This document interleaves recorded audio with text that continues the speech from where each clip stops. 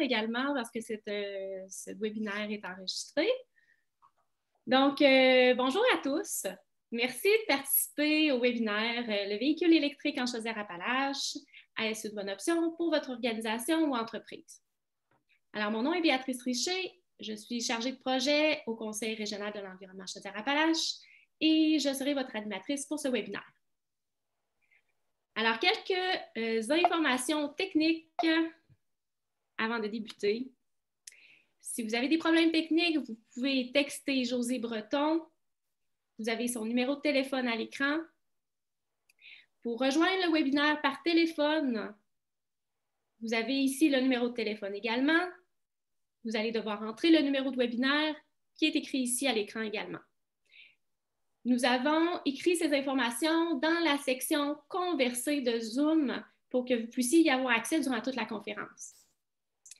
Si vous avez des questions pour les conférenciers, n'hésitez pas à les écrire dans la section « Questions et réponses » qui est en bas de l'écran. Et si vous avez des commentaires, vous pouvez les insérer dans la section « Converser » qui est visible par tous.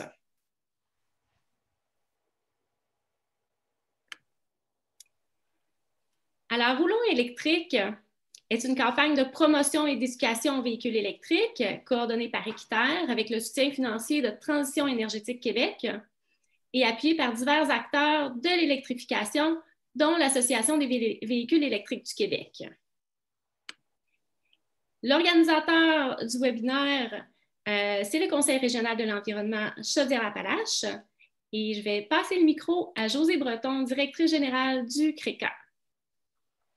Bonjour Béatrice, bonjour à tous. Alors, merci pour la présentation, Béatrice. Puisqu'elle m'a déjà présenté, je vais passer rapidement à une courte présentation du CRECA, de son acronyme pour ceux qui ne connaissent pas l'organisme. Donc, le CRECA, c'est un organisme à but non lucratif en environnement, bien sûr, qui existe depuis 1991. Donc, nous allons bientôt célébrer nos 30 ans dans 2 mois. Et le CRECA accompagne les partenaires municipaux, les entreprises, les organismes, donne des avis sur les questions liées à l'environnement, mais aussi favorise le partage d'expertise entre les différents intervenants en environnement sur le territoire de la Chaudière-Appalaches.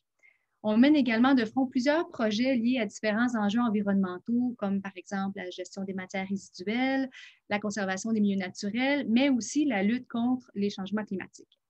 Un de ces exemples-là, c'est l'amélioration de la mobilité durable. Donc, je vais laisser Béatrice vous parler plus amplement de notre travail pour la mobilité durable, mais j'en profiterai avant pour remercier les 3 panélistes qui sont là aujourd'hui, pour remercier pour votre implication dans la préparation et dans la tenue du webinaire. C'est vraiment apprécié.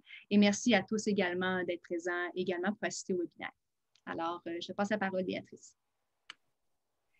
Alors, pour vous mettre en contexte, avant de vous présenter nos 3 conférenciers, alors, le réseau de bornes de recharge publique et gratuite en Chaudière-Appalaches se développe très rapidement.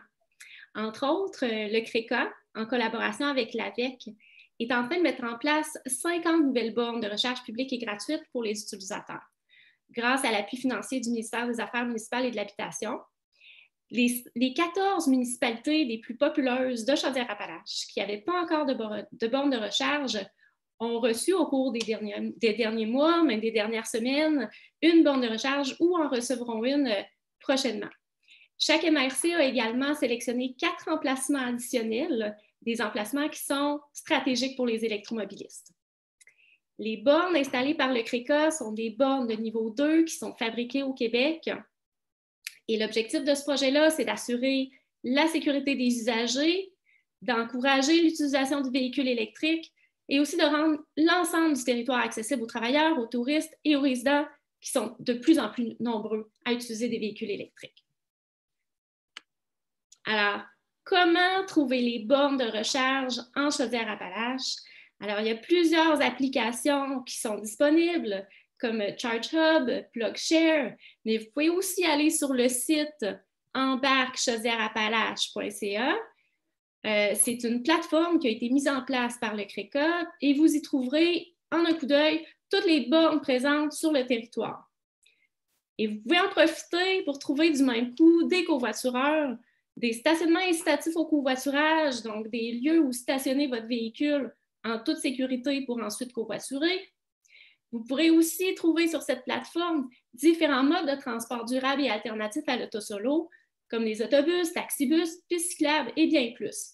Parce que la transition vers un mode de vie carboneutre nécessite, en plus d'électrification des transports, de repenser nos habitudes de déplacement afin de réduire l'auto-solo. Donc, je vous présente maintenant nos 3 conférenciers. Monsieur Neil Mathieu, conférencier, conseiller, organisateur d'essais routiers, va tenter de démystifier pour nous la voiture électrique. Monsieur Mathieu est un beauceron de souche, passionné d'automobile depuis son enfance. Il a fait carrière en gestion hôtelière pendant 38 ans. Monsieur Mathieu a toujours été très engagé au niveau social. Il a entre autres occupé le poste de directeur régional de l'AVEC Chaudière-Appalaches de 2014 à 2020. Monsieur Samuel Vachon, directeur régional de l'AVEC Chaudière-Appalaches, directeur du développement et des technologies de l'École de conduite Vachon, va nous parler de l'électrification de la flotte d'une entreprise. Samuel est un jeune entrepreneur dévoué de 25 ans. Il est actionnaire de Vachon École de conduite supérieure familiale. Il est mordu de la technologie et des énergies propres. La preuve, son entreprise a débuté l'électrification de sa flotte en 2018. Elle a été la première au Québec à inclure des voitures Tesla dans une école de conduite. Il a également ouvert la toute première école de conduite 100% électrique au Québec. Notre 3e conférencier, Stéphane Hébert, est directeur de la qualification et de la formation au Comité paritaire sur l'industrie des services automobiles, donc c'est le CPA, des cantons de l'Est. Il va nous parler de l'impact environnemental du véhicule électrique, de sa production jusqu'au recyclage des batteries. M. Hébert œuvre comme technicien automobile depuis plus de 25 ans. Au cours des 15 dernières années, il a dispensé de nombreuses formations en matière de véhicules hybrides et électriques. De plus, M. Hébert a rédigé de nombreux manuels de formation et a récemment co-rédigé l'attestation d'études professionnelles en véhicules électriques pour le ministère de l'Éducation du Québec. Alors, je cède la parole à M. Mathieu. Bonjour tout le monde. Aujourd'hui, dans le fond, je vais essayer de résumer ce que vous pouvez trouver sur le site de l'AVEC, avec.ca. On va faire un court résumé parce que ça change tellement rapidement que vous pouvez trouver et vous mettre à jour avec le site beaucoup plus facilement. Moi, ce que je vais vous donner, c'est un survol très rapide sur les véhicules électriques. On va passer tout de suite à la diapositive suivante. On va vous parler qui sommes-nous de l'AVEC. C'est un regroupement de bénévoles qui a été créé en 2013. Il y a plus que... On est rendu 11 000 membres. Vous voyez que ça change rapidement. C'est un PowerPoint qui a été monté au début de l'automne. Puis déjà, les chiffres ont changé. Le nombre de bénévoles se sont convertis en membres. Maintenant, nous avons 11 000 membres et 900 bénévoles en date du 31 août. La mission, c'est de donner une information neutre. On n'est pas anti-pétrole, on est pro-électrique. C'est bien différent. À la diapositive suivante. Les différents types de véhicules électriques sont considérés comme tels au Québec. Il y en a 3 catégories. Il y a le véhicule électrique, entièrement électrique. C'est les véhicules qui ont comme motorisation un moteur électrique et une batterie. Ils n'ont pas d'autres types de motorisation. Il y a aussi le véhicule électrique à autonomie prolongée. C'est des véhicules qui ont un petit moteur à essence qui fait office de génératrice. Actuellement, il y en avait deux sur le marché. Et il y en a eu 3 à un moment donné, puis c'est revenu à 2. La Chevrolet Volt de Chevrolet, qui était un peu la référence avec plus de 85 km en autonomie 100% électrique. Et GM l'a remplacé pour la Bolt entièrement électrique. Elle ne sera plus disponible à partir de 2021. Ensuite, la BMW i3 et aussi il y a la Honda Clarity. Le 3e type, considéré comme électrique, c'est les véhicules électriques hybrides rechargeables.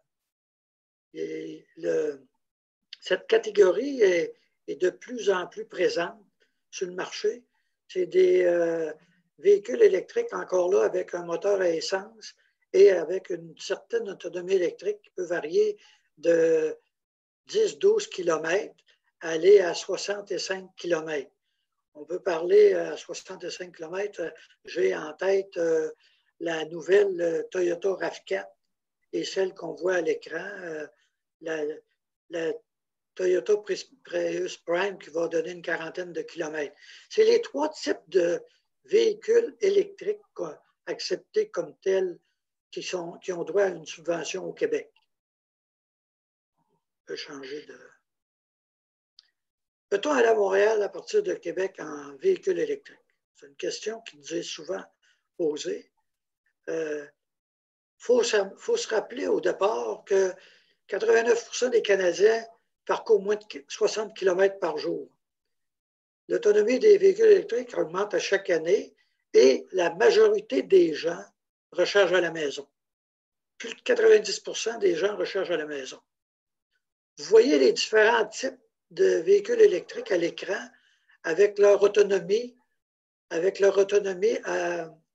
je dirais ça, avec des conditions idéales. Moi, je dis souvent, prenez la règle du pouce avec des températures de moins 10, vous allez consommer 10% de plus, à 10% au-delà de la vitesse légale, vous allez encore dépenser 10% de plus. Et dans les pires conditions que j'ai connues avec un véhicule électrique, vous allez dépenser jusqu'à 50% d'une autonomie électrique. De là, l'importance de choisir une auto électrique selon vos besoins. Si vous faites Québec-Montréal à tous les jours, ben, vous n'achèterez pas une auto électrique qui fait 200 km. Ça ne serait pas sage. Mais il y a des autos électriques pour tous les types d'usages et tous les types de budget. On peut passer à l'autre. Pour se recharger, comment se fait-on pour recharger? Ça devient de plus en plus facile. D'abord, avec l'auto, il y a toujours une borne qui est fournie avec le véhicule. Ce n'est pas habituellement fourni, c'est toujours fourni avec le véhicule, une borne qui fonctionne sur le 120 volts, une borne qu'on appelle de niveau 1. Elle est généralement portative, je dirais même pratiquement à 99% portative, mais l'inconvénient, c'est une borne qui va recharger sur le 15 ampères. À 80% du 15 ampères, ça veut dire 12 ampères. Ça fait une recharge très lente. Ça peut prendre entre 20 et 35 heures recharger une auto électrique.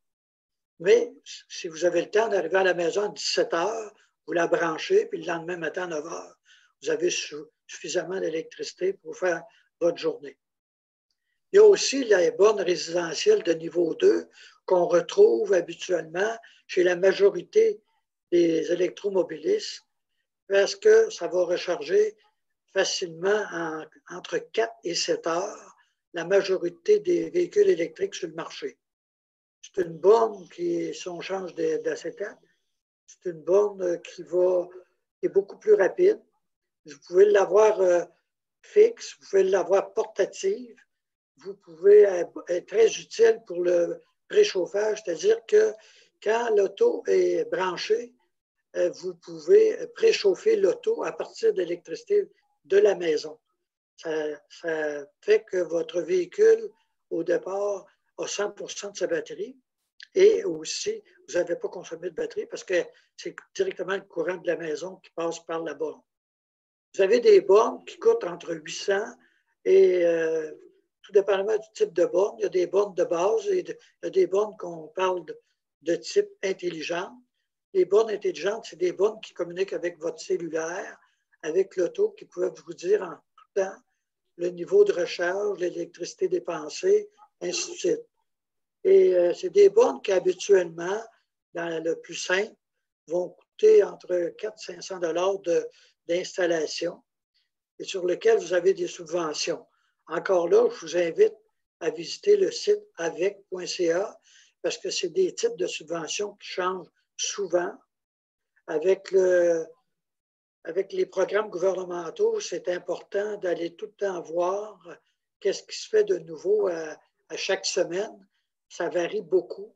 Et aussi avec le plan vert, on est appelé à avoir encore des belles surprises. Je vous invite tout le temps à vérifier les chiffres que vous voyez à l'écran. Il y a des bonnes publiques de niveau 2 que vous allez retrouver souvent dans des restaurants. La majorité des Saint-Hubert l'offrent, les centres commerciaux, certaines attractions. Il y a beaucoup d'attractions de restaurants qui l'offrent gratuitement. La majorité des commerces vont vous charger une pièce de l'heure. Et au-dessus de maintenant, on est rendu, ça a changé beaucoup, on est rendu à plus de 5600, c'est ça, 5600 bornes de niveau 2 au Québec. Fait que c'est plus un problème de se recharger notre auto dans la province de Québec. Vous allez à l'autre étape. Les bornes publiques de niveau 3, c'est des bornes rapides, c'est des bornes pour des gens qui voyagent, c'est des bornes qui vont recharger 80% de la batterie à l'intérieur de 30 minutes. C'est des bornes, il y en a au-dessus de 450 au Québec. Et vous avez aussi des bornes, des superchargeurs de Tesla qui sont encore plus rapides que la BRCC, qui est considérée comme la borne de niveau 3, qui fonctionne sur le 400 volts. La borne de Tesla va fonctionner sur le 600 volts. Et la borne du circuit électrique qu'on voit en majorité au Québec, la BRCC, coûte 11,50 $. Et encore là, il y a certains endroits qui vous l'offrent gratuitement. Très peu d'endroits, mais il y a des commerces qui ont commencé à vous l'offrir gratuitement.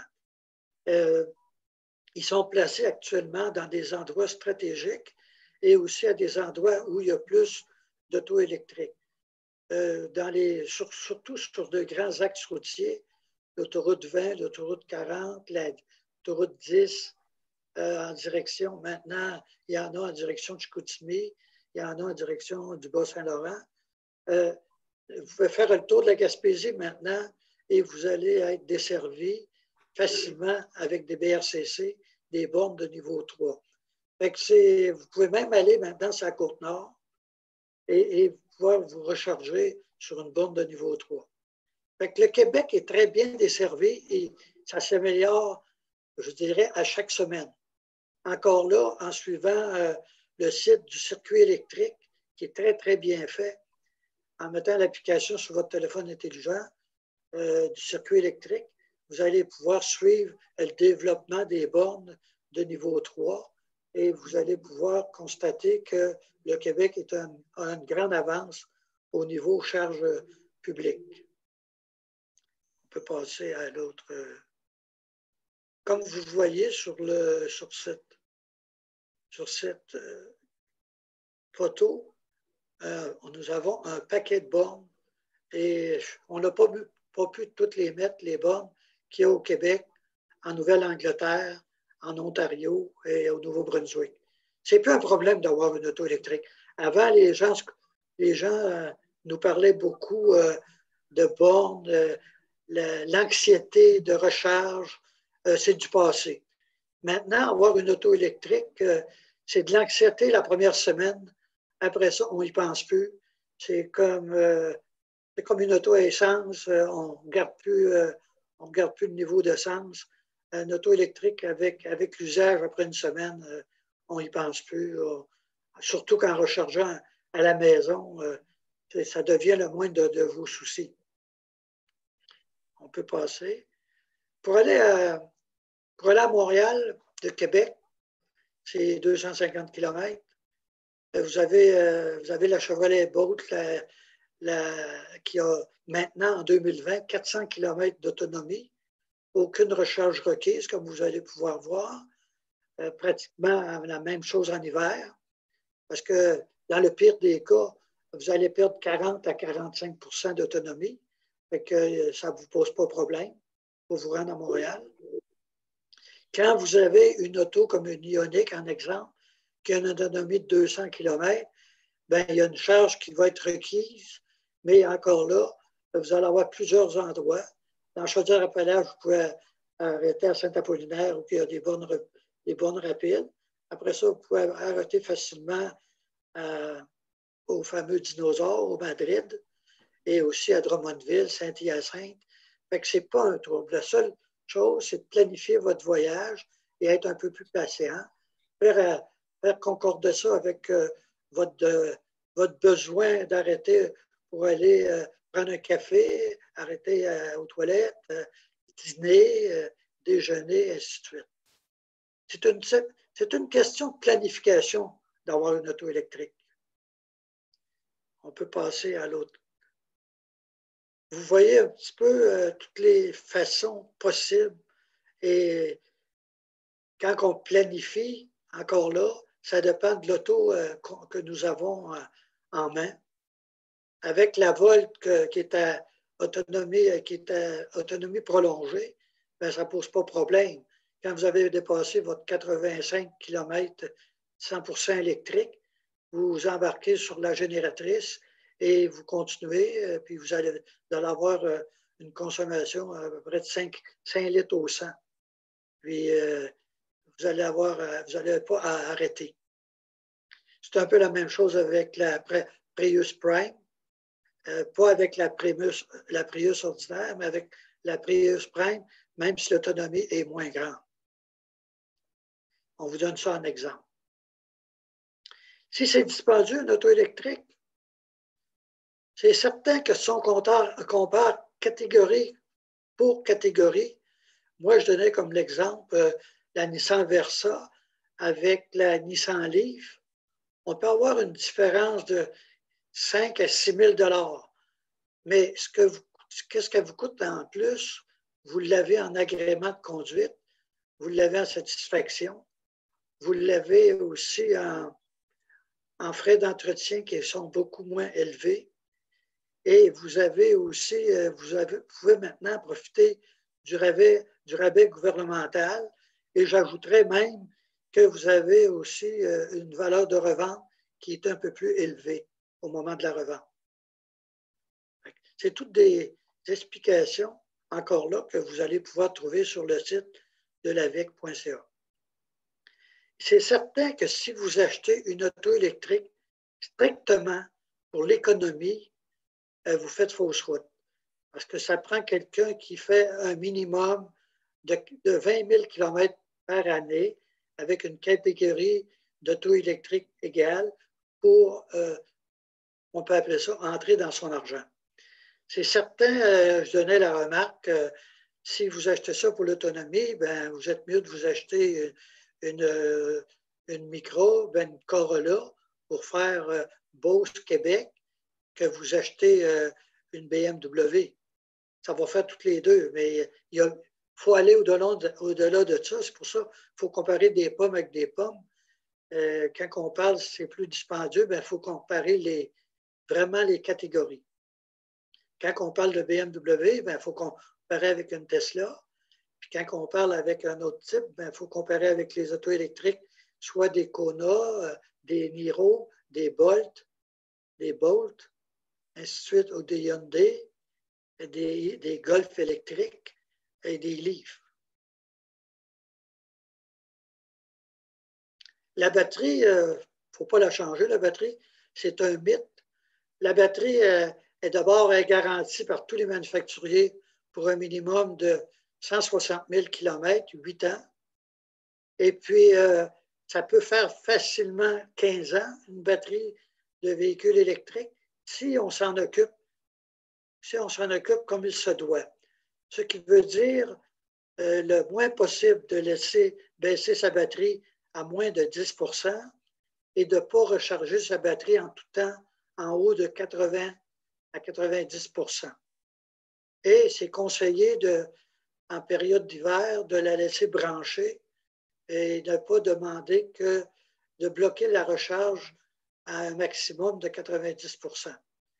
Quand on respecte ces critères-là, la batterie elle peut durer facilement 15 ans.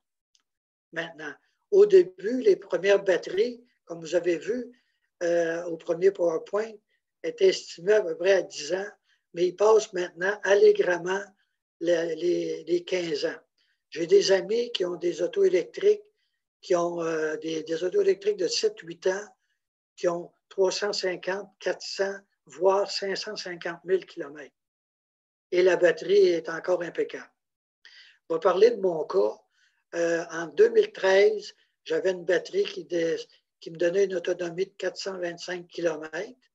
Et aujourd'hui, 7 ans plus tard, c'est une batterie qui me donne 402 km. Et c'est un peu de ma faute parce que les premières années, je ne respectais pas les critères de ne pas brancher la batterie et d'arrêter la recharge à 90 %. Les 2 premières années, j'avais pris la mauvaise habitude de la recharger à 100 %. Maintenant que je le sais, je suis certain que la même batterie va garder sa pleine recharge des 10 à 15 ans. L'hiver, c'est un charme d'utiliser une auto électrique. D'abord, une auto électrique, ça part tout le temps. C'est comme une prise électrique. Vous l'engagez, vous la démarrez et c'est parti. On n'a pas de souci avec des moteurs qui tournent dans l'huile. Tout ça, c'est un moteur électrique. On peut peut-être passer à l'autre image. C'est un démarrage facile. Il n'y a pas de risque de gel pour la batterie parce qu'il y a des protections sur la batterie. Ensuite, c'est beaucoup, beaucoup plus fiable. Ça donne une température, ça donne une chaleur beaucoup plus rapide qu'une voiture à essence. Vous pouvez la recharger à partir du branchement de la maison. C'est différemment d'une auto à essence que si elle est branchée, même si elle est branchée, vous ne pouvez pas réchauffer automatiquement l'auto. Vous réchauffez seulement le système de circulation d'eau. Une auto électrique, bien, vous pouvez réchauffer carrément toute l'auto. Ça, c'est un avantage certain. C'est un avantage incroyable. Aussi, ça donne une chaleur agréable. La plupart des autos électriques ont des batteries qui sont logées dans le plancher. Ça fait qu'ils sont beaucoup plus performants en hiver pour que ce soit des autos électriques en propulsion ou traction. C'est des autos qui donnent des très bonnes performances en hiver et qui j'ai juste des bons mots à dire pour une auto électrique en hiver. La popularité des autos électriques, ça va en augmentant. Avant, on connaissait en avril 2016 20 000 autos électriques au Canada. Maintenant, seulement au Québec, il y en a plus de 82 000. Au Canada, je ne sais pas, je n'ai pas vu les dernières statistiques, mais selon les statistiques québécoises, au 31 août 2020, il y en avait plus de 82 000. Pourquoi qu'on n'a pas atteint le chiffre que les gouvernements avaient mis en ligne de mire, 100 000 pour 2020? C'est la disponibilité des concessionnaires. À un moment donné, on a eu un genre de blocage. Je vous donne juste un exemple.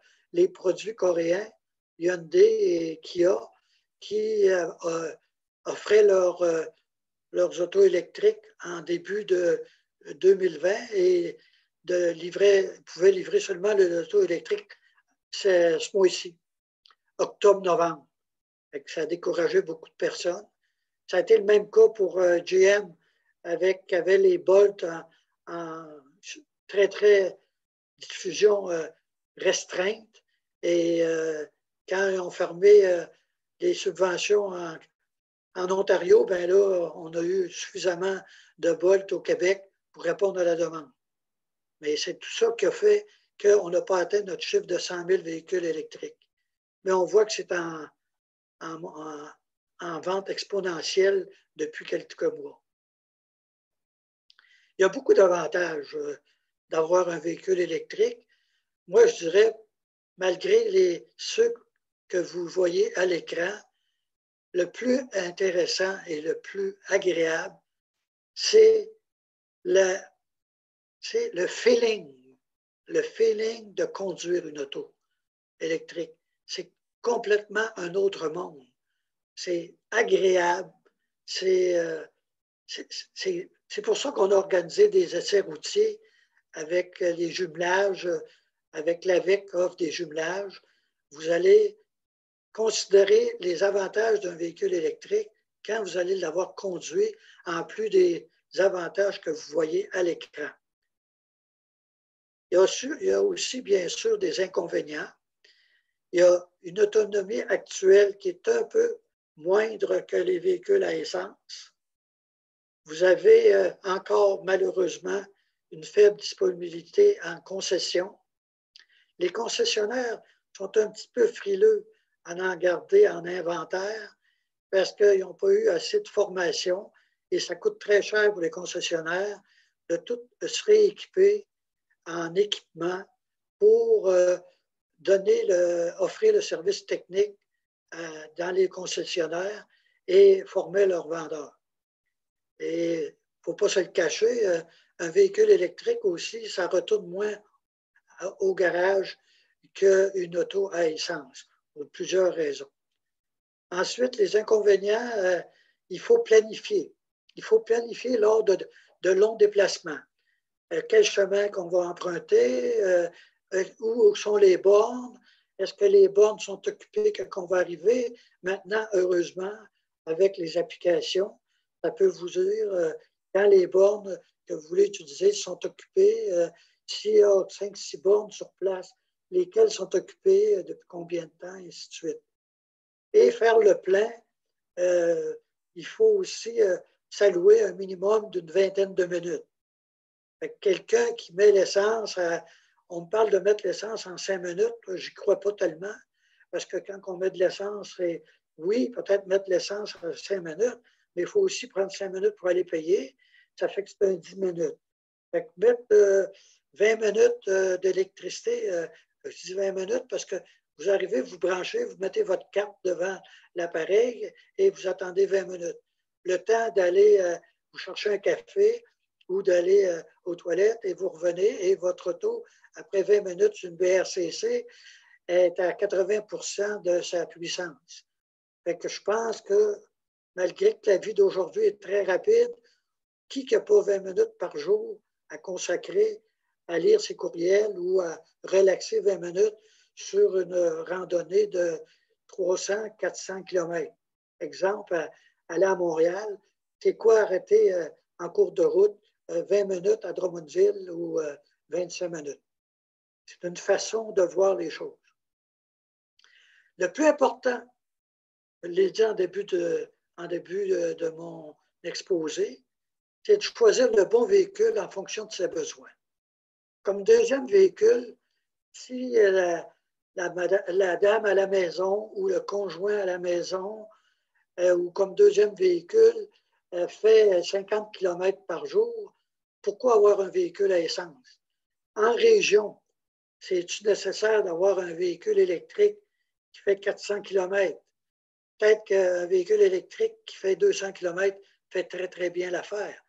Et c'est tout ça qu'il faut prendre en ligne de compte. Parce que c'est certain que plus que vous avez de l'autonomie, plus que l'auto électrique va être dispendieuse. Parce qu'une auto électrique, le coût est directement proportionnel à la dimension de la batterie. Fait que c'est très important de choisir le véhicule en fonction de ses besoins ou encore en fonction de son budget. On est à la période des questions. Merci, M. Mathieu. Julie, est-ce qu'il y a des questions des participants pour M. Mathieu? Non, je n'avais pas de questions. Il y avait seulement une remarque de M. Chabot qui disait 423 km pour la Tesla Model 3. C'est tout. Je ne pense pas que c'était une remarque et non une question, mais rien, j'avais rien d'autre pour le moment. La meilleure personne pour répondre à une question sur Model 3, on l'a comme avec notre conférencier qui est maintenant directeur régional en Chaudière-Appalaches pour l'AVEC. Notre ami Samuel va lui répondre parce qu'il y en a déjà 2 Model 3, Samuel, qui va être en mesure de lui répondre. Je pourrais lui répondre. Je pourrais lui répondre à la fin, il n'y aura pas de problème. Puis, il y a une autre question aussi. La même personne a inscrit pour les autres véhicules, doivent-ils rester branchés comme la Model 3 lorsque stationnés? C'est toujours préférable de laisser un auto électrique branché. Mais c'est certain que si vous allez travailler, puis il n'y a pas de branche, ça ne dérange rien, là. Mais c'est conseillé pour tous les véhicules électriques à la maison de laisser brancher. C'est une habitude à prendre.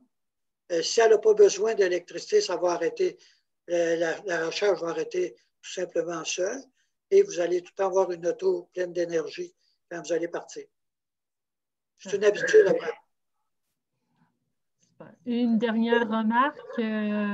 Premièrement, il vous remercie pour la réponse et M. Bolduc vous dit bravo pour votre prestation et que vous êtes une référence pour nous. Merci.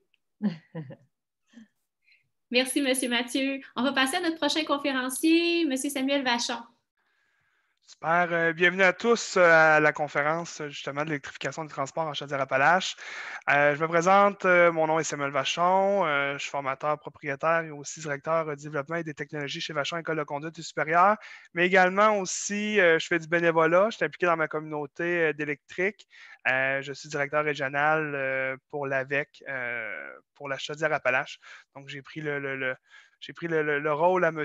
Mathieu là, qui a cédé en début 2021, début 2020, excusez-moi, janvier 2020 dernier. Donc, mon sujet va être l'électrification de votre entreprise. Les 3 sujets que je vais venir effleurer, parce qu'on ne se le cachera pas, on a environ une quinzaine de minutes. C'est vraiment, je vais effleurer le sujet. Donc, je vais venir vraiment te parler de l'électrification. Pourquoi électrifier notre entreprise? Les subventions possibles. Puis l'importance d'une bonne formation pour que l'électrification de ton entreprise fonctionne super bien. On va changer de diapo, Béatrice. Super. Pourquoi électrifier votre entreprise? Il y a plusieurs avantages. L'avantage, le principal avantage pour moi, c'est vraiment une prévision budgétaire beaucoup plus simple et précise.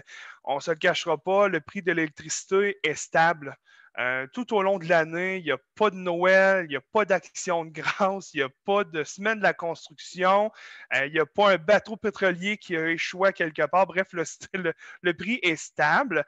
Puis il y a une augmentation une fois par année qui se fait le 1er avril, puis est annoncée plusieurs mois d'avance. Donc, c'est super simple de prévoir dans nos prévisions budgétaires, soit des augmentations de coûts ou autres, pour être capable de garder toujours la même rentabilité. L'autre chose aussi, les entretiens sont beaucoup plus simples et à faible coût. Une voiture électrique, à la base, il n'y a plus de changement d'huile, il n'y a plus rien. Donc, les seules choses qu'on a à faire, c'est l'entretien des freins, la permutation des pneus, le changement des pneus. C'est sûr que certain, quand la voiture va vieillir, il va rester de l'entretien standard, exemple, suspension, ligne kit, des choses comme ça. La carrosserie va toujours rester pareille. Par contre, il n'y aura plus de bougies ni de timing belt. Bref, l'entretien est vraiment moindre. Puis, comme M. Mathieu dit tout à l'heure, la voiture est beaucoup moins au garage. Donc, des fois, des voitures, excusez-moi le terme, de stand-by, de courtoisie, des fois, pour une grande flotte, on a besoin d'un petit peu moins parce que justement, les voitures sont moins longtemps au garage. Ils disent, Tesla, en tant que tel, sont plus efficaces. En tant que tel, ils coupent 2/3 le temps en atelier qu'un mécanicien standard, parce que justement, tout est beaucoup plus simple dans la conception de la voiture. Les avantages environnementaux, il y en a plusieurs. Il y a aussi, quand on parle, des fois, au monde, ils ont juste l'essence en tête. Oui, il y a l'essence. Par contre, en arrière de l'essence, il y a aussi la production de l'essence. Donc, le raffinage, aller sortir le pétrole, tout ça, ça crée des émanations de CO2. Mais on a aussi tout ce qui est des changements d'huile, des filtres, des bougies. Tout ça occasionne beaucoup de pollution. On vient de l'enlever complètement. C'est sûr certain que oui, il reste toujours des huiles, l'huile à frein. Sinon, en termes, le reste, il n'y a plus vraiment d'huile là-dessus. Autre avantage, on a mis les avantages RH, donc ressources humaines, on ne se le cachera pas, c'est un des gros problèmes qu'on a dans les entreprises au Québec, c'est de garder nos employés. L'électrification des transports en fait partie. premièrement, c'est des voitures qui sont extrêmement plaisantes à conduire. Justement, moi, j'ai des écoles de conduite et nos formateurs, souvent, se chicanent pour partir avec les voitures électriques qu'on a dans la flotte parce qu'ils ne veulent pas embarquer dans les voitures à essence. Puis, c'est pas à cause qu'on a des vieux tacos à essence. On a quand même une très belle voiture à essence, mais l'électricité, c'est comme M. Mathieu l'a dit tantôt, c'est un feeling que ça procure qui est vraiment différent d'une voiture à essence. On n'a aussi pas d'émanation de CO2 dans l'habitat de la voiture. Nous, on a remarqué que nos formateurs avaient pratiquement plus aucun mot de tête dans la voiture parce qu'on ne se cachera pas, des fois, ils vont faire du 7-8 heures dans la voiture. Maintenant, il n'y a plus de CO2 qui rentre. Si le CO2 qui rentre, c'est des voitures autour d'eux, mais ça ne devient pas de notre propre voiture. Et on a aussi des bornes électriques au travail. Donc, c'est sûr, certain que si tu as une flotte, vous n'avez pas le choix d'électrifier, de mettre des bornes à votre emplacement. Ça fait en sorte aussi que les employés peuvent les utiliser. Que ce soit gratuit ou payant, ça peut être un avantage aussi pour quelqu'un qui travaille, qui dit « Ah, c'est le fun, tu sais, j'ai 200 km, mettons, des fois, c'est arrivé, j'ai déjà vu un reportage, il y avait un gars qui avait un Bolt qui faisait 200 km pour aller, 200 km pour revenir à chaque jour de son travail, mais il se rechargeait au travail, puis quand il revenait, il ne manquait jamais de batterie.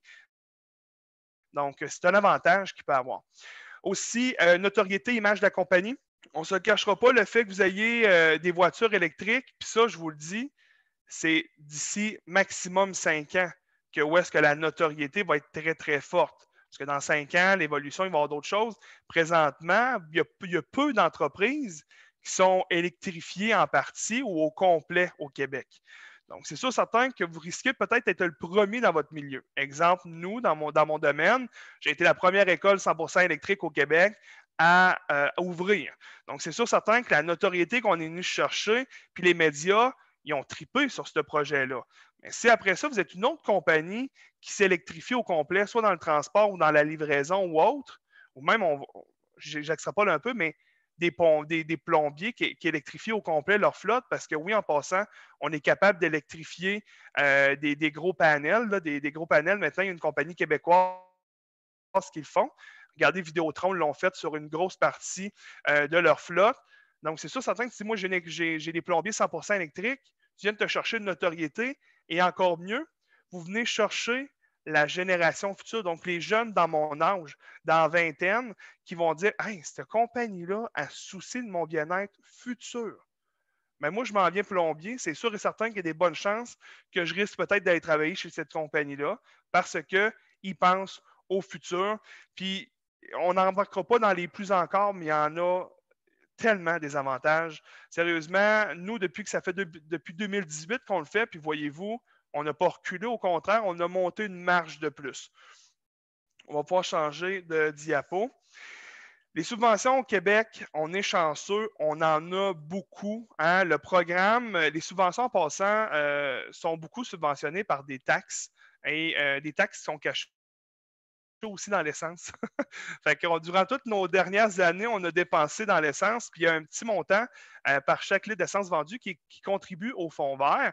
Donc, un peu l'argent nous revient, hein, comme on pourrait dire, c'est comme si on a fait un prêt, mais on en profite parce que, comme je vous dis, maximum 5 ans, dans 10 ans, des subventions, là, ça m'étonnerait qu'il va en avoir encore. S'il y en a, ce ne sera pas les subventions qu'on a aujourd'hui. Et puis présentement, les subventions qu'on a sont quand même très alléchantes. On a le programme Branchez-vous au travail. Branchez au travail, justement, c'est un programme où est-ce qu'ils vont venir subventionner jusqu'à 5 000 $ par borne pour l'installation, l'achat et même des fois pour le calcul de l'énergie. Parce que, tu sais, je ne vous cacherai pas, moi, une des erreurs que j'ai faites dans le temps, c'est qu'on est parti tout seul. On l'a appris en bon français sur le tas. Mais maintenant, il y a des bonnes compagnies qui font l'accompagnement aussi sur l'électrification des transports de votre flotte. Puis, bon, c'est sûr, certains, je ne ferai pas de pub, mais il y en a plusieurs au Québec. Mais je vous dis, faites des recherches, puis ils sont subventionnés. Leur travail est subventionné aussi également. Donc, le programme Branché au travail, c'est 5 000 $ par borne maximum et ça comprend même l'amélioration de votre entrée électrique. OK? Fait que si, exemple, il faut que tu changes des panneaux ou autre, dans le 5 000 $, c'est compris. Donc, c'est 50 % des dépenses admissibles. Ça veut dire que par borne, tu peux te permettre d'avoir 10 000 $ de dépenses. Ils vont te rembourser 50 %, donc 5 000 par borne maximale. Par contre, ce programme-là, il y a un maximum de 25 000 $ par exercice financier. Donc, c'est sûr certain que tu ne peux pas aller au-delà de tout ça. Il y a une petite condition. Les bornes doivent être pour les employés ou pour les véhicules appartenant à l'entreprise uniquement. Vous ne pouvez pas la fournir pour vos clients. Et avant, elle devait être gratuite, mais maintenant, on peut la mettre payante pour les employés aussi. Donc, ils ont changé le petit critère. Ça fait environ 1 an qu'ils l'ont changé. On a le programme Transporter vert. En tant que tel, le programme Transporter vert, c'est un programme pour les véhicules, pour les bornes BRCC. Donc, BRCC, c'est les types de niveau 3, comme M. Mathieu a parlé tout à l'heure, des bornes à recharge rapide. Puis souvent, ce programme-là va être pour des projets d'ampleur au-delà de 100 000 $. Puis qu'est-ce qui est le fun, c'est qu'ils ont différents volets.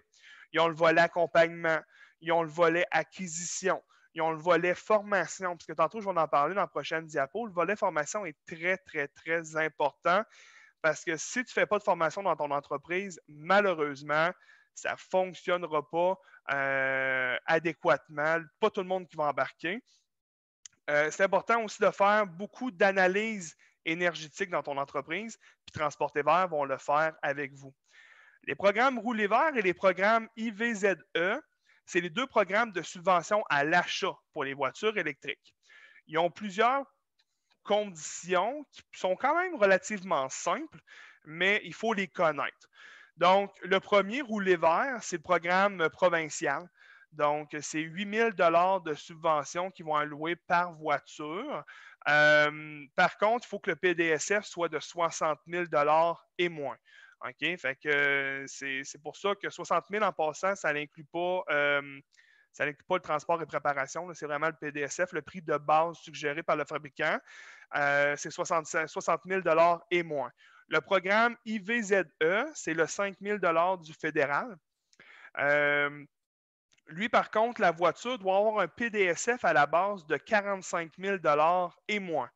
D'où la raison, quand le Tesla Model 3 a sorti, Tesla ont fait une petite joke un peu. Ils ont sorti un modèle qu'on ne pouvait pas avoir de 44 999 $. On pouvait l'avoir, mais il fallait le commander en concession. C'est une voiture qui avait 150 km. Personne ne l'utilisait. Puis après ça, on avait une option qui venait à près de 52 000 $ au total. Fait qu'on était en bas du programme IVZE, fait qu'on était capable d'avoir le 13 000 total. Donc, c'est 45 000 maximum de PDSF, mais avec des options, on peut monter jusqu'à 55 000 maximum. Ça veut dire que chez Tesla, il y a uniquement la Model 3 Standard Plus qui est admissible. Dès qu'on va avec la traction intégrale, on n'a pas le IVZE dedans. Donc, ça, c'est les programmes. En passant, pour les entreprises, valider avec votre comptable. Des fois, de prendre ces subventions-là, ça ne devient pas intéressant. Okay? Des fois, ils vont vous dire d'en choisir rien qu'une sur les 2 pour des questions fiscales, mais aussi de réclamation de taxes. Informez-vous avec votre comptable. Ça va être eux directement qui vont être capables de mieux vous assister selon vos informations fiscales. On va pouvoir changer de diapo. L'importance d'une bonne formation. Puis ça, c'est vraiment quelque chose qui est important parce que c'est vraiment ton pilier pour que l'électrification dans ton entreprise fonctionne. Premièrement, c'est la modernisation de votre entreprise vers l'électrification des transports. Qu'est-ce qu'on veut dire? C'est qu'il ne faut pas que tu te mettes de bâton dans les roues. Okay? Il faut que tu penses dans 10 ou 15 ans. Pas juste dans 2 ans. Non, non. Il faut que tu fasses un grand budget, il faut que tu regardes plus loin, il faut que tu regardes les formations plus loin aussi. Puis il ne faut pas que tu te bloques à te dire ouais, mais là, ce parking-là, je ne sais pas, tu sais, on extrapole, on en regarde plus loin. Puis il faut que tu modernises ton entreprise à l'électrification. Il ne faut pas que tu te donnes de bâton dans les roues. La diminution des craintes des usagers ou des employés, ça, nous autres, on l'a vécu et c'est quelque chose vraiment à prendre en considération. Mais c'est pour ça qu'il faut qu'on implique nos employés. Puis ça vient un peu jouer avec la résistance au changement, là. Il faut qu'on implique notre gang dans l'électrification des transports. Il faut qu'on leur fasse essayer. Il faut qu'ils vivent. Il faut voir aussi à répondre à leurs questions, à leurs interrogations ou à leurs craintes. Parce que s'ils ont des craintes, puis toi, tu es comme, ben, je ne suis pas capable d'y répondre, malheureusement, sa crainte va rester encore là. Puis après ça, il ne va peut-être pas triper à l'électrification, puis au contraire, si ses craintes sont complètement vaincues, on n'aura pas de problème. Nous autres, est-ce qu'on a déjà été dans le trouble avec les voitures électriques? Pour l'instant, non. Est-ce qu'on a déjà eu chaud? Oui. Mais on a appris. Hein, quand je vous disais justement que j'aurais aimé avoir un programme d'accompagnement, maintenant, c'est correct. On est 100% tout bien autonome. Mais au départ, pour une entreprise, c'est important de dire, écoute, je vais aller faire subventionner mon accompagnement, puis je vais être sûr de bien le partir. Mais nous autres, à l'époque, il y en avait un petit peu moins des compagnies comme ça. Puis malheureusement, c'était dur de faire confiance dans ce temps-là. C'était au début. Puis tous les représentants comme ça, dans ce temps-là, avaient l'air de un peu les vendeurs d'air climatisé qui viennent te voir chez vous. Là, fait que tu n'étais comme pas sûr de faire confiance. Puis aujourd'hui, ben, les entreprises sont super compétentes, puis il n'y a pas de problème. Aussi, on a le fonctionnement général de la voiture, connaître ses technologies. Hein? Le préchauffage que M. Mathieu parlait tout à l'heure, les applications que les voitures ont. Ensuite de ça, les caméras de recul. Si vous avez des Tesla, l'autopilote, comment ça fonctionne. De comprendre aussi dans la gestion de l'hiver, que je vais venir tout à l'heure, comme on monte-tu le chauffage dans la voiture ou on prend un singe chauffant? Tu sais, c'est toutes ces choses-là. Le type de recharge. Il y en a des fois ils vont se dire hey, il me reste 150 km d'autonomie. Ah, il me reste 85 km. Ils vont tellement avoir peur qu'ils vont aller utiliser le BRCC. Mais il n'y en aurait pas besoin. Un BRCC, là, c'est une utilisation d'urgence, entre parenthèses, ou de long trajet. C'est sûr, certains, d'un début, ils vont être portés un peu à aller vouloir recharger rapidement. Un peu le même principe qu'il y a toujours. On connaît tout un ami ou un chum de gars qui est en bas du corps, sa voiture n'est jamais en bas du corps. Là. Fait que lui, il va toujours remettre de l'essence. Ben, dans l'électrification des transports, c'est le même principe. Puis le monde, où est-ce qu'ils ont peur? C'est de voir le nombre de kilomètres descendre. Mais moi, souvent, ce que je dis à mes employés, fonctionne sur ta voiture à essence, puis mets le mode range à la place de mettre vraiment l'aiguille. Tu vas venir voir que ton kilomètre descend comme dans une voiture électrique. À la place d'avoir une aiguille, on voit le nombre de kilomètres qui nous reste avant d'arriver à eux. Fait que ça prépare un peu la personne à conduire aussi avec une voiture électrique. Les modes de conduite, on a le freinage régénératif, donc justement la conduite à une pédale. La voiture va ralentir d'elle-même. Ça, en passant, quand on y goûte, on a de la misère à vouloir la lâcher. C'est vraiment très, très, très plaisant. On a aussi l'accélération d'une voiture électrique, qui est quand même très intéressante aussi. Puis on a la douceur de roulement, même qu'au début, là, ça n'est pratiquement inquiétant. La seule affaire, par contre, qu'on peut déplorer, c'est que si tu as une sonnette dans la voiture, tu l'entends beaucoup plus qu'avant. c'est la seule affaire. Puis, l'importance aussi de la gestion de l'énergie l'hiver. M. Mathieu l'a dit tantôt, on pouvait diminuer des fois jusqu'à 50%. Par contre, maintenant, l'avantage qu'on a, c'est que la quasi-totalité des voitures sont rendues avec des thermopompes. Donc, des thermopompes, on prend celle-là de Tesla, exemple, va développer 3 kWh d'énergie chauffante, mais il va en utiliser rien qu'1 kW. Fait que les thermopompes, on ne rentre pas là-dedans, mais si vous n'avez à la maison, c'est qu'ils prennent la chaleur de l'extérieur puis la convertissent pour chauffer l'intérieur de la voiture. Ça fait en sorte qu'aujourd'hui, là, pour de vrai, là, les voitures qui ont une thermopompe, on va être à plus ou moins 30 à 35% de réduction quand on est dans un moins 20. Okay? Moins 20, en tant que tel, c'est une condition hivernale standard. Quand on tombe à du moins 30, on prend l'exemple des Chevrolet Bolt, j'ai déjà descendu à du 260 km d'autonomie, qui est quand même très, très bon. Là. Tesla Model 3, pour répondre à monsieur, je pense que c'est M. Chabot tout à l'heure, avant le modèle qui vient de sortir, il y a environ une semaine ou deux, la Tesla Model 3 était équipée d'un élément chauffant pour réchauffer la voiture. Et là, à ce moment-là, pour de vrai, les Tesla, on coupait de moitié. La Model 3, l'hiver, on coupe environ de 40 à 50% son autonomie. La Model Y et le nouveau Model 3, on parle d'environ un 30-35%, puisque c'est un thermopompe. Fait que, bref, c'est quand même très rapide, quand même très intense comme présentation, beaucoup d'informations, mais je vous le dis, l'important, un seul mot à retenir, c'est l'accompagnement. N'hésitez pas à aller prendre de l'information, et surtout de vous faire accompagner vers votre changement. Et je vous le dis, jamais que vous allez le regretter. Et si vous pensez que vos ventes vont diminuer, je vous le garantis que non. Un grand merci, M. Vachon. Julie, est-ce qu'il y a des questions? Oui. Monsieur Lafrance, il demande, j'ai vu dernièrement un reportage sur le développement d'une batterie au graphène qui est entièrement sèche, sans liquide et qui aurait éventuellement une autonomie de plus ou moins 600 km et surtout un temps de recharge pas plus long que de faire le plein d'essence. Si cette recherche devient concluante, ça serait super. Avez-vous entendu parler et si oui, est-ce qu'on devrait souhaiter cet avènement? Stéphane, je vais te laisser répondre sur celle-là parce que justement, sur les batteries, ça va être plus ton côté. Là. Oui, je regardais, je me suis dit, check, il va me pitcher à la balle. Mais effectivement, plusieurs gens ont vu le reportage. Oui, il y a des travaux qui s'effectuent sur le graphène depuis quelques années, même plusieurs années d'ailleurs. L'idée est bonne en soi, mais est-ce que ça va sortir 1 an, 2 ans, 3 ans? Je vais vous avouer, pour travailler sur les véhicules hybrides depuis plusieurs années, la technologie avance plus vite qu'on réfléchit. Aujourd'hui, on parle du graphène. Dans 2 ans, on va peut-être parler d'autre chose. Mais oui, c'est une belle idée à l'heure actuelle, mais va-t-elle se concrétiser? C'est la carrosserie qui devient une batterie en même temps, si tu veux, parce que comme du graphite, on peut faire la carrosserie, le capot servirait de batterie, mais je pense qu'on n'est pas rendu là.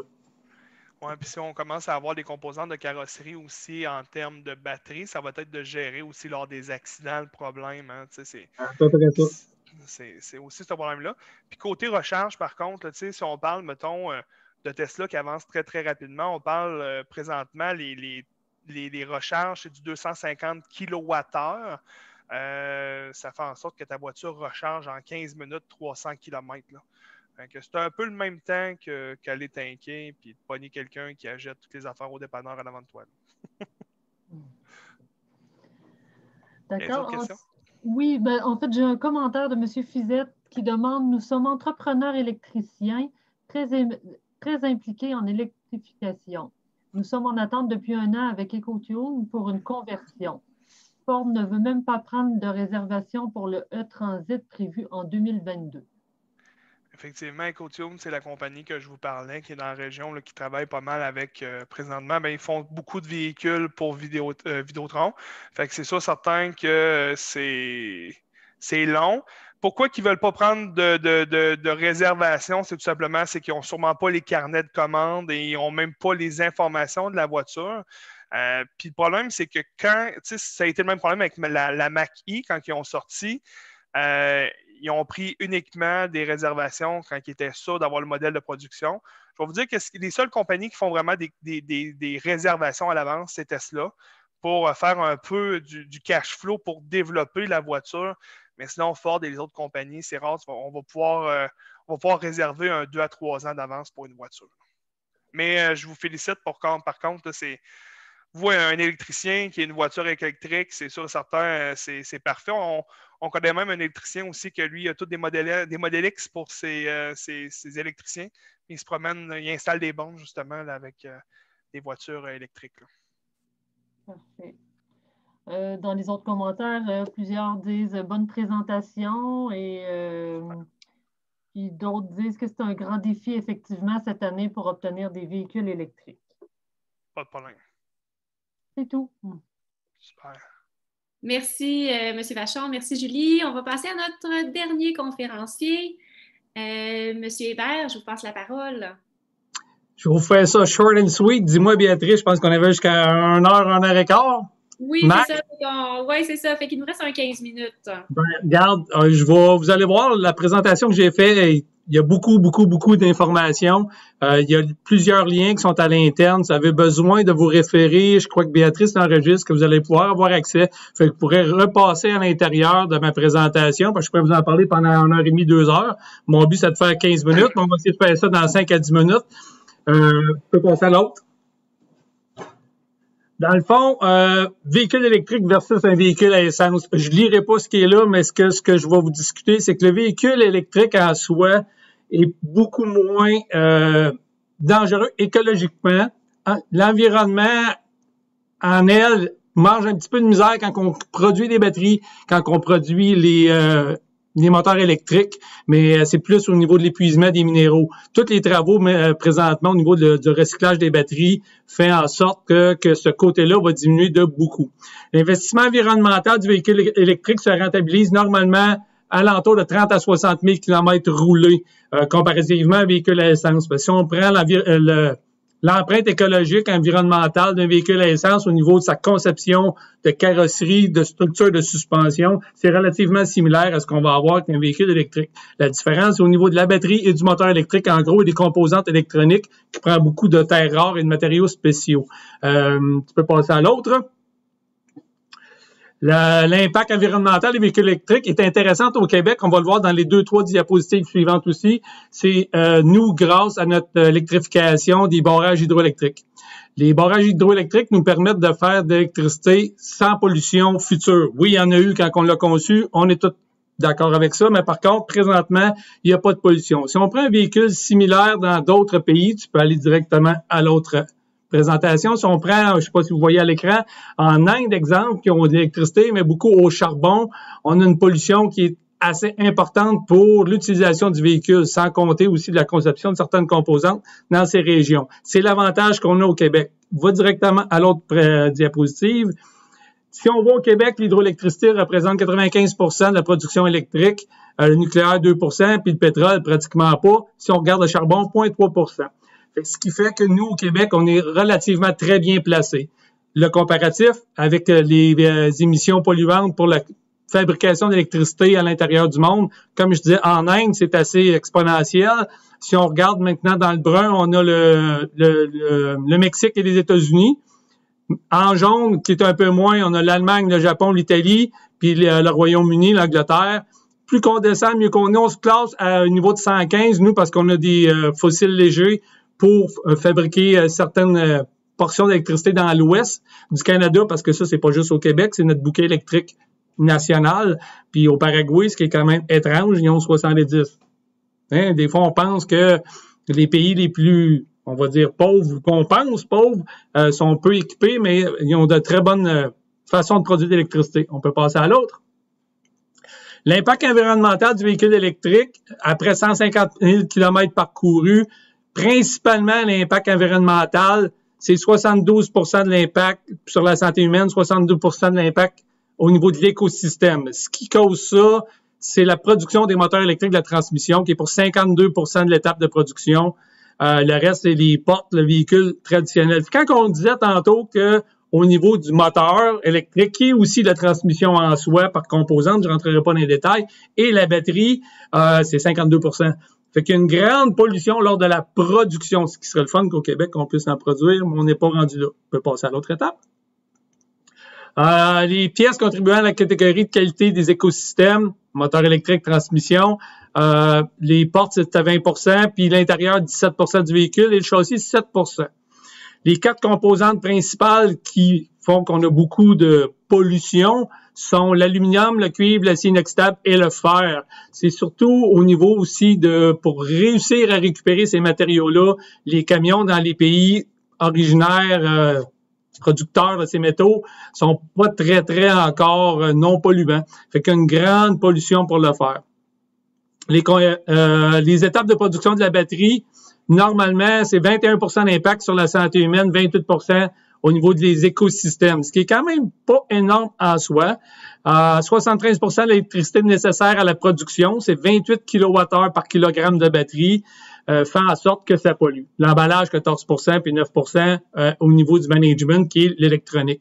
Fait que quand on regarde au niveau de la production, c'est pas nécessairement la batterie elle-même qui pollue, c'est de la produire qui fait que ça pollue et l'électricité requise pour la produire.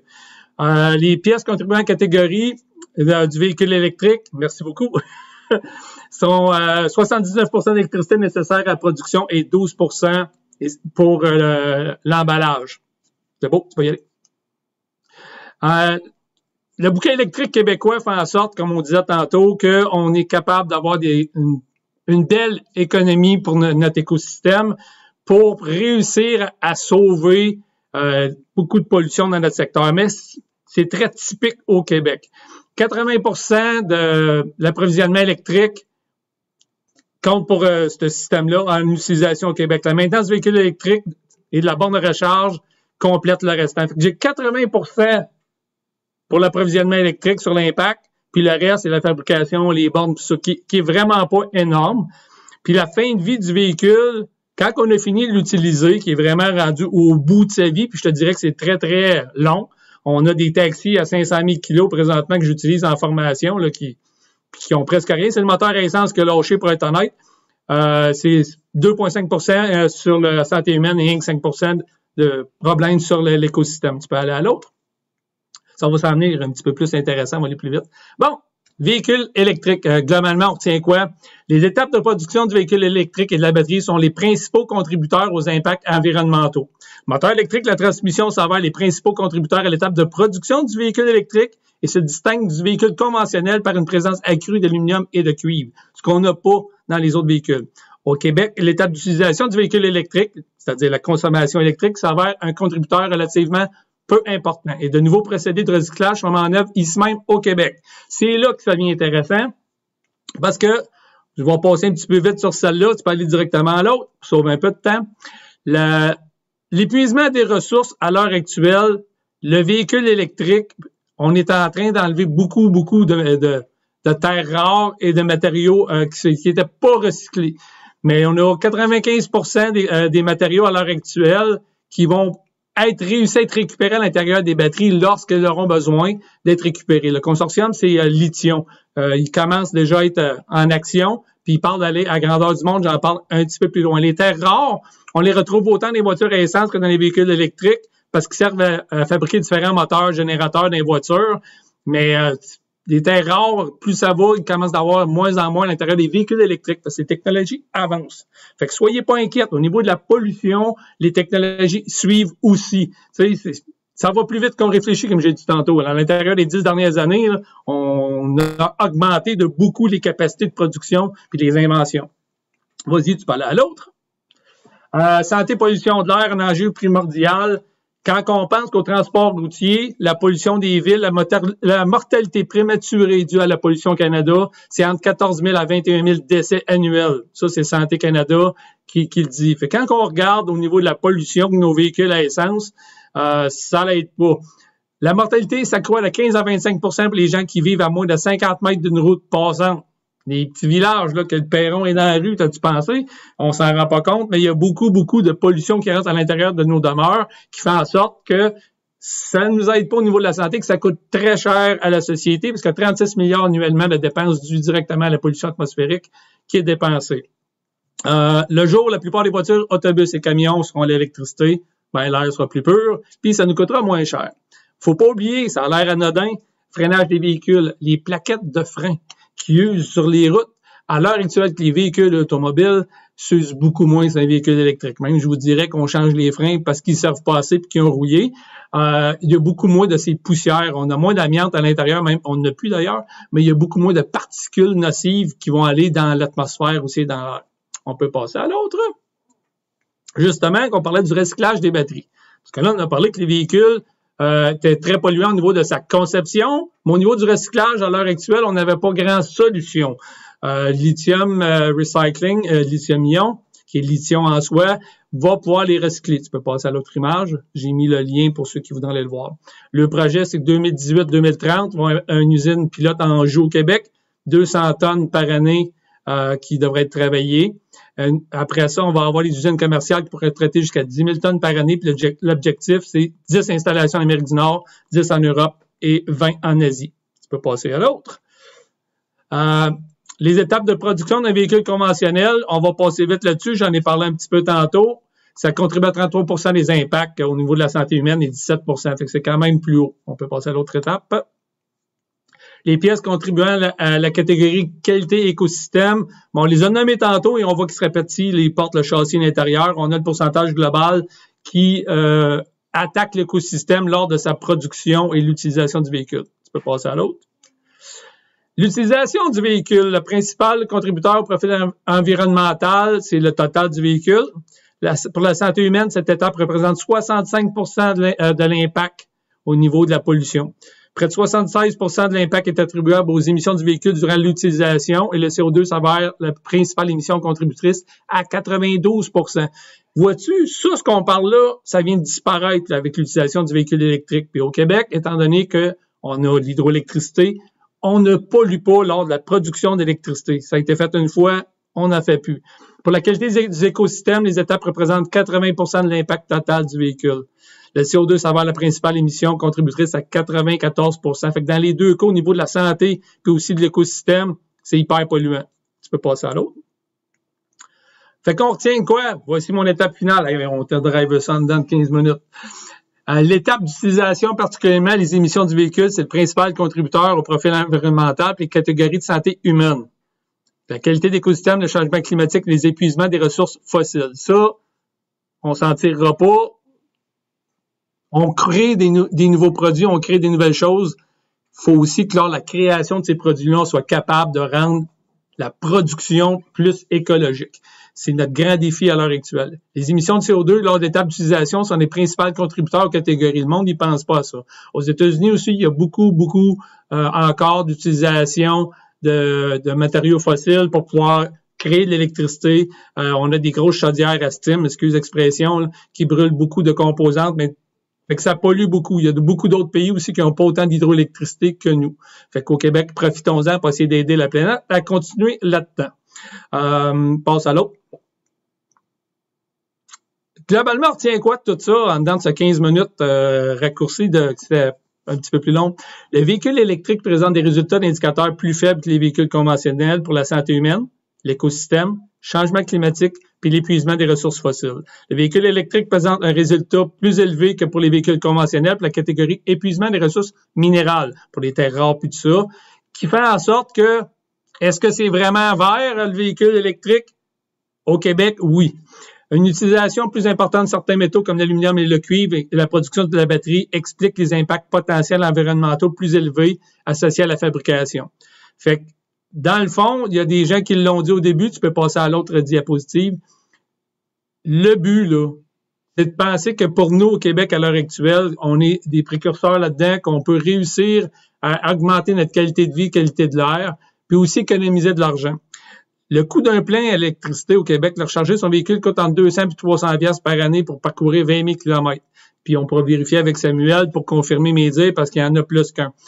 Les frais en énergie du véhicule électrique sont environ 8 fois moins élevés que son calcul avec un litre d'essence à 1,35. Fait que juste ça, la personne qui voit pas le côté environnemental puis qui regarde le véhicule, ben là, on commence déjà à compter. Maintenant, les émissions de gaz à effet de serre, 98 % d'électricité produite au Québec provient de sources propres et renouvelables.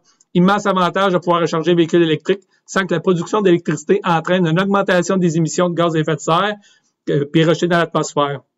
On a deux exemples ici. J'ai pas pris ceux-là parce que je préfère ceux-là. J'ai pris ceux-là parce que j'avais l'information. Une voiture essence coûte typiquement 7 200 à 11 000 $ par année pour l'utiliser. Les véhicules électriques, on a des subventions à plus de 13 000 $. Puis si on compare le Kona versus le Volkswagen Golf, ça vous donne une idée, les deux, ils ont un véhicule à gaz, véhicule électrique. Le Kona essence, 8 100 $ par année versus électrique, 6 600. Le Golf à essence, 7 100 versus 5 400 par année pour celui électrique. Ça, c'est compter 20 000 km par année partageant entre les villes et les routes, puis à 1,18 le litre d'essence, le véhicule revendu après 5 ans. Fait qu'en bout de ligne, c'est économique d'avoir un véhicule électrique, somme toute, qui est plus cher au départ. Tu as moins d'entretien, comme Samuel disait. Oui, il y a des huiles à changer. Oui, il y a des choses à faire sur un long terme, mais c'est pratiquement rien. Tu as l'installation, puis ça comprend tout. Là. Ça comprend le montage de vos boîtes électriques pour faire votre installation. Une petite information hors contexte, des fois, faites juste attention lorsque vous penserez vous installer des bornes de recharge. Dans certains cas, votre maison est-elle assez alimentée en électricité pour pouvoir fournir? C'est des choses à penser parce que comme formateur, un véhicule hybride électrique, on a eu des histoires d'horreur, des fois des gens qui a fallu qu'ils mettent beaucoup d'argent parce qu'ils n'avaient pas prévu ça. Tu sais, on a tout une thermopompe pour la piscine, une thermopompe pour la maison. On a 4 enfants qui prennent une douche, 2-3 chauffe-eau, mais notre 200 ampères est déjà utilisé. Il y a des façons de procéder pour pouvoir aller chercher l'électricité supplémentaire pour pouvoir charger nos véhicules quand on a 2, 3 véhicules électriques, parce que j'ai vu ça. Mais pensez-y juste avant. On peut passer à l'autre diapositive. Garder sa vieille voiture ou le remplacer par un véhicule électrique. Ça, je vais vous dire que c'est très, très discutable. Mais le véhicule électrique est moins cher à bas kilométrage. Puis si tu le gardes 5 ans, faut pas que tu le changes trop fréquemment. Il y a 2 écoles de pensée. On se dit, OK, j'ai un véhicule que j'utilise, comme moi, j'ai un gros camion parce que j'en ai besoin, puis j'utilise des véhicules électriques au travail. Mon camion que j'ai besoin pour travailler, pour tirer ma roulotte, traîner des grosses composantes, si je m'en sers pas fréquemment, j'ai un véhicule électrique, ben ça va venir quand même économique en soi au niveau de la pollution, mais il faut que j'utilise mon véhicule électrique pour la peine. Si je me dis qu'il reste dans la cour, puis que j'achète un véhicule électrique, est-ce que je pollue moins? Non. Je pollue plus. J'économise en soi un peu parce que je m'en sers moins, mais il est là pareil. Le but, c'est plutôt de changer mon véhicule électrique, mon véhicule à essence pour un véhicule électrique. Là, pour une entreprise qui voudrait vraiment voir vert, fera en sorte que, oui, mon véhicule à essence, il n'est pas enlevé sur la route, il est utilisé quand même à bon escient par une autre personne qui peut-être fera moins de kilométrage que moi, puis qu'en véhicule électrique, moi, je vais pouvoir sauver la planète, sauver de l'énergie, sauver des santé en utilisant un véhicule électrique qui rencontre mes besoins. Fait qu'il y a plusieurs incitatifs gouvernementaux, il y en a parlé au début, je n'irai pas plus loin, là, parce qu'on a beaucoup parlé de ça, mais ça change plus vite qu'on peut regarder sur le web. Vas-y, l'autre par la suite. Remplacer son véhicule à essence par un véhicule électrique, c'est pas vert à 100%, faut vraiment y réfléchir, mais c'est vert à 98-95%. Faut vraiment y croire. Je veux pas offenser les gens qui sont très verts, puis je veux pas offenser les gens qui ne le sont pas. Mais faut vraiment bien gérer l'achat de son véhicule électrique, comme les gens l'ont dit au début. Il faut vraiment penser à notre besoin pour pas le regretter, puis mettre un véhicule qui rencontreront pas vos besoins. Exemple, vous achetez une Leaf à 140 km d'autonomie, mais vous avez besoin de 300. Ça vous donne pas grand-chose. Achetez-en immédiatement qui rencontre vos besoins. Peut-être pas commencer à faire de l'économie de bout de chandelle, dire, je vais acheter ce véhicule-là, c'est moins. Allez acheter de quoi immédiatement qui va être fonctionnel. De plus, les voitures individuelles sont stationnées à 95% du temps. Fait que, est-ce que vous avez vraiment besoin d'un véhicule? Je vais encore plus loin. L'électrification est un choix plus écologique seulement pour les véhicules qui roulent beaucoup, comme les autobus, taxis, véhicules commerciaux et les autos partagées. Si vous avez, j'ai aucune idée dans votre région, Chaudière-Appalaches, mais je crois que c'est ce qu'un peu je voyais tantôt, il y a peut-être des options de partage de véhicules aussi. L'éco-partage est très vert. Si vous avez des situations similaires avec des véhicules électriques, wow! C'est de quoi qui serait très, très intéressant. En même temps, donnerait la chance aux gens de pouvoir essayer les véhicules électriques pour voir à quel point c'est bien de conduire avec ça. C'est simple et c'est pas stressant en soi parce que les réseaux circuits électriques nous montrent beaucoup d'endroits où on peut charger nos véhicules. Fait qu'on parle d'autopartage puis changer ses habitudes qu'on a discuté au début. Prochaine diapositive. Vous pouvez aller voir le guide d'électrification des flottes de véhicules qui a été fait par Lévy et aussi les flottes rechargeables, qui est un guide qui est très, très bien conçu pour vous aider à comprendre comment que ça pourrait aider votre entreprise. Il y a des grilles de calcul aussi qui vont vous permettre de comprendre combien vous allez économiser en faisant ça. On parle même plus de pollution, on parle d'économie budgétaire pour l'entreprise, pour avoir géré plusieurs entreprises. Je vais vous dire que la moindre sou qu'on sauve, c'est hyper important. Vous pouvez en parler avec Samuel là-dessus, qui est maintenant votre directeur général, président, ou je ne sais plus trop, pour l'AVEC dans votre région. On peut passer à l'autre.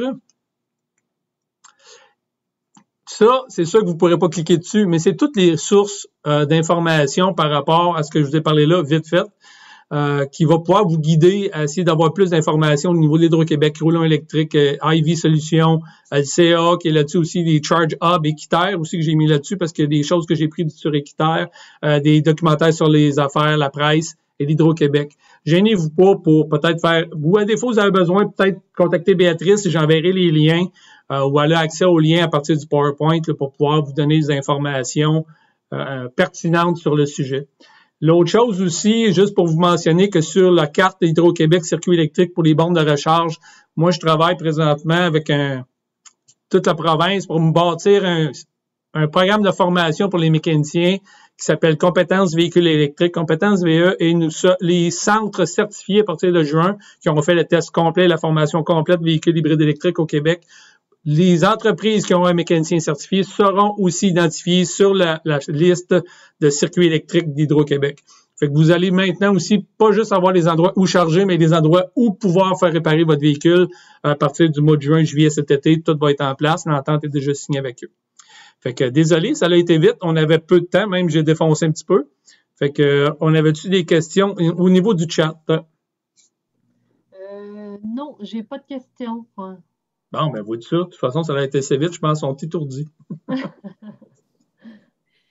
Merci. Un grand merci à nos 3 conférenciers qui ont partagé leurs connaissances, leur expérience. C'est très apprécié.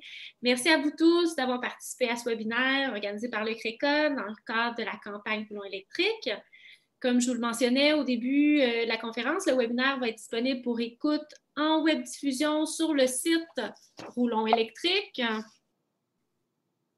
Il y a l'adresse, ça c'est Roulon électrique, www.roulonelectrique.ca. Vous trouverez sur ce site également d'autres webinaires organisés par d'autres conseils régionaux de l'environnement. Vous trouverez des concours, un guide du véhicule électrique, du contenu interactif et des événements. Donc, je vous recommande fortement d'aller visiter ce site. Merci à tous pour votre présence. Merci. Est-ce qu'il y a des gens qui ont des questions avant qu'on quitte? D'autres questions pour nos conférenciers? Non, je ne vois pas de questions. Ouais. Je vois que Gilles Lafrance a levé la main.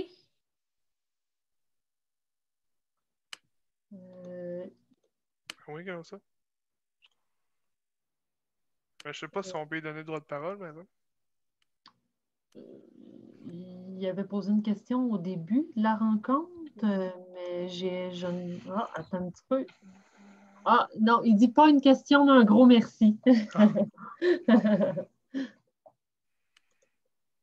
y a de quoi? On peut-tu rester en ligne ensemble, Béatrice, après le temps que tu fermerais puis qu'on discute, Béatrice, Samuel aussi, les autres? Juste qu'on fasse une petite mise à jour. Parfait, super. Alors, bonne fin de journée à tous. Je vais arrêter l'enregistrement du webinaire. Merci beaucoup. Merci. Merci, Béatrice. Merci, bye.